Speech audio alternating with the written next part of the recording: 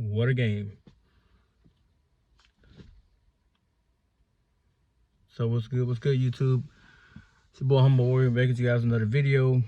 Today, the Miami Dolphins finally got the second win of the season. Convincing 34-10 victory over the Atlanta Falcons. It's a lot to wrap about this game, but let's go over the numbers. Tua Tagovailoa 20 of 26, 205, 4 touchdowns, no interceptions. He had a great game. Devon Achane, I think he had 16 carries for like 65 yards. Waddle, 5 catches for 99 yards and a touchdown. Jordan Brooks had a great game. He had a sack. He had a forced fumble as well. Defense played lights out. Offense played really well. But the biggest thing about today, so I was listening to another podcast talk about the game, and he basically sidekicked the Dolphins' performance by saying, you know, they had Kirk Cousins out there. I'm not going to sit here and say that because they had Kirk Cousins, we dominated them. Because we all know Kirk Cousins is still capable of putting up big numbers. He didn't do it today. We literally shut down Bijan Robinson, who averages 150 or 160 yards every week. We shut down the number one running back in the league, held him to 25 yards today. A concerted effort. The second half, they didn't even run the ball because they're down by 31. So they completely stopped running the ball. They just threw it. But the biggest thing about today's game was the changes made. Frank Smith was down the sideline, which I had no idea that was a change they made, but apparently that was the difference in how the offense functioned today. Because Tua said a lot of guys benefited very well from him being on the sideline versus him being in the booth where you're not able to talk to him face to face. Also, running the ball was the biggest difference in this game. We had 141 rushing yards on like 30 or 40 attempts. Because between Achane, Gordon, and Jalen Wright, they all got over 20 yards rushing today.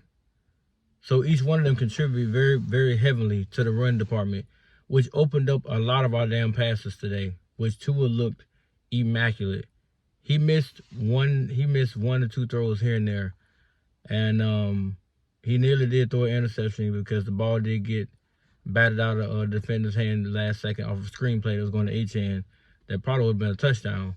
But slap that to the side. The man played great. Tua had a great game. Granted, his left side of his face was swollen pretty bad, and he said they gave some antibiotics to help open his eye up so he could see. But give that man his credit. All the vitriol, all the criticism that he took for weeks and weeks and weeks, he came up there and balled his ass out against the number 2 defense in the league. And what I hate is that people are just scapegoating that to say, oh, well, they didn't have Penix, they didn't have London. This is the NFL. Injuries do happen. We don't have Tyreek Hill. He gone for the whole season. Is that a reason to lay down and just let them walk like we've been doing for weeks and weeks? Let teams just walk all over us? Why can't we honestly say this game was a measuring stick to what we can actually play like and compete against? Atlanta's still a damn good team. They were 500. They was a winning team that we beat today, 3-3. The other podcast said they was 2 wins. No, Atlanta was 3-3 coming to this game. Now, the way we took it to them for 4 straight quarters is an indication of how we really can play once everybody gets locked in, and everybody locked in today. Now we have to keep that going up against the Baltimore team that's severely wounded, and that will have Lamar Jackson more than likely. He will be playing Thursday night along with Derrick Henry. But I want us to actually inflict that same punishment on Baltimore because their team is not as healthy as ours. They have a lot more injuries across the board. We have to take advantage of this. Because we beat them Thursday, we got a whole week and a half to rest up for Buffalo. And we could be sitting at 3-6 while they fall to 2-7. So, well, they're 2-5 right now. They could fall to 2-6 while we rise up to 3-6. And we'll be right there in the nick of things in the postseason or the potential postseason. But now it's time to focus on Baltimore. The win feels great. I'm not going to say it don't. Because I saw a complete team effort today. The running backs played well. The line blocked a lot better than what I've seen in the previous weeks. A lot better. They had some blown assignments, yes. But Tua was masterful in that pocket. Extending plays, getting his reads, throwing the ball with pinpoint accuracy, hitting Waddle, hitting Malik Washington, hitting Achane, and then finishing off with hitting Gordon on his last touchdown for 4 today. So that now gives him 15 touchdowns and 10 picks on the season with 1,500 yards. But today was a statement game. Mike McDaniel showed that he can actually call a good game, not a great game, with a balanced attack, and he can actually punish people with the run game to set up everything else, which is what you want. If the losing formula has been if Tua has to throw the ball more than 30 times, we're not going to win. Why can't people see that? Like, what's wrong with him throwing the ball? He threw the ball 26 times today. And we won. But the running backs had over 140 yards between the three of them. 3 guys gave you 140 yards on the ground.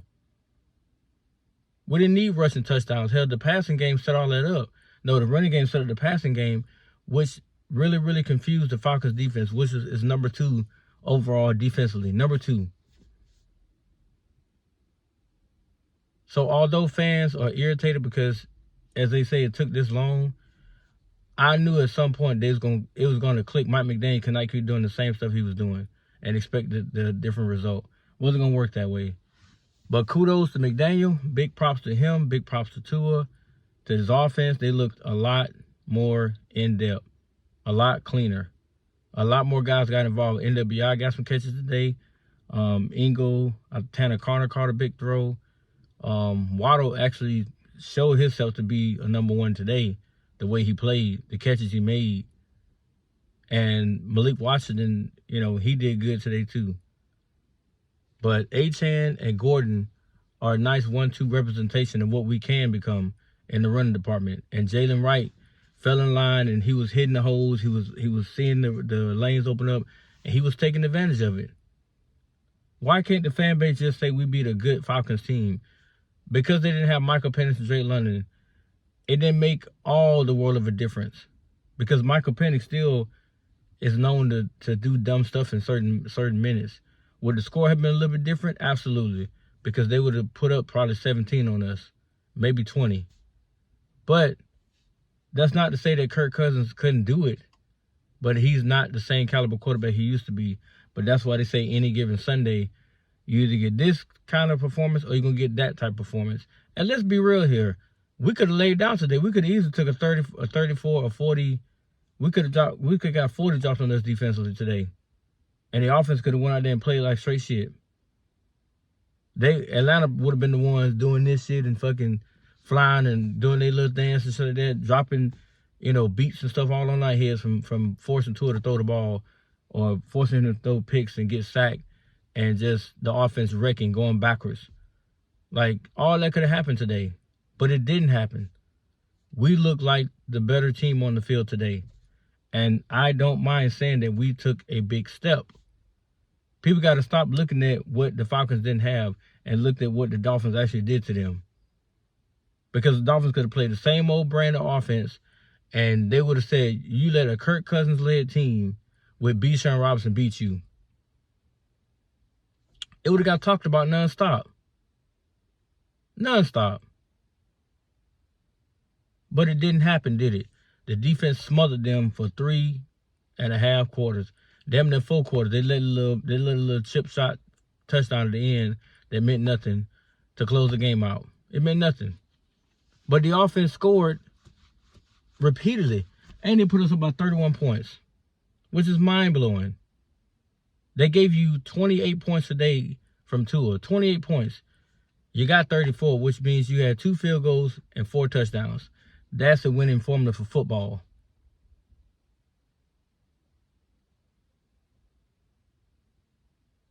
So, irregardless, it was a total team effort today. The defense played outstanding. Smothering the run game. Damn, I hate digging my nose. Smothering the run game and Bijan looked like an average person back there. And because the offense scored so much, it forced Atlanta to rely more and more on Kirk Cousins.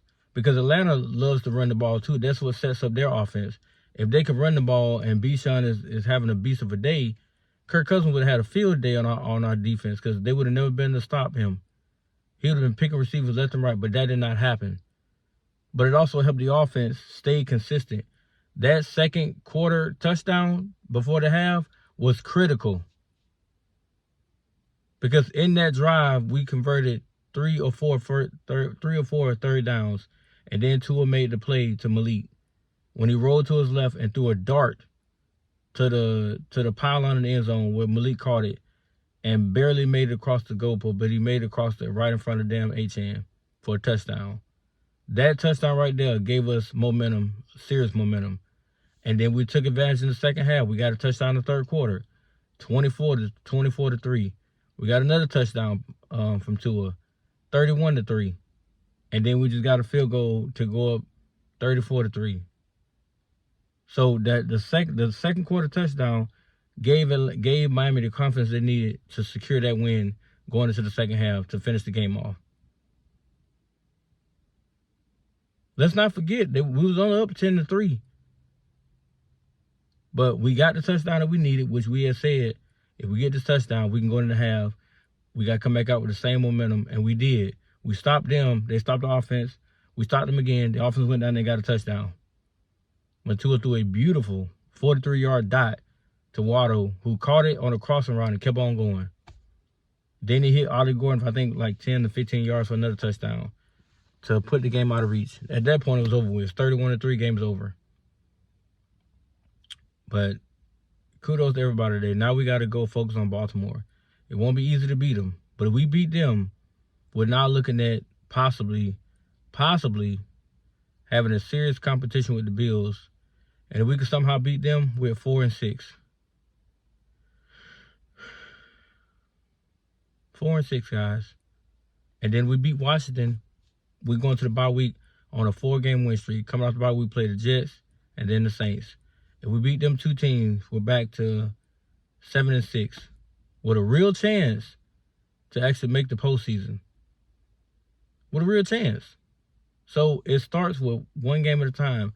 We took care of business today, and I'm happy about that. So we'll see how Thursday night goes. I'm praying that they play even better brand of football to give us that W against the Ravens.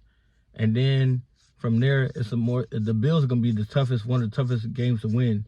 But if somehow we can keep Josh Allen and James Cook in place, if we can keep them bottled up, we got a chance to sneak that win in Miami. And then from there, it's a matter of how bad do we really want to get to get to the playoffs. Because if we can go, win 9 out of the remaining 11 games we have, we're looking at, we'll be 11-7 with a real chance. But I mean, it's up to us now. It's up to us. But I'm happy about today. Let me know your thoughts, how you feel about today's game. And catch you guys in the next one, man. Peace.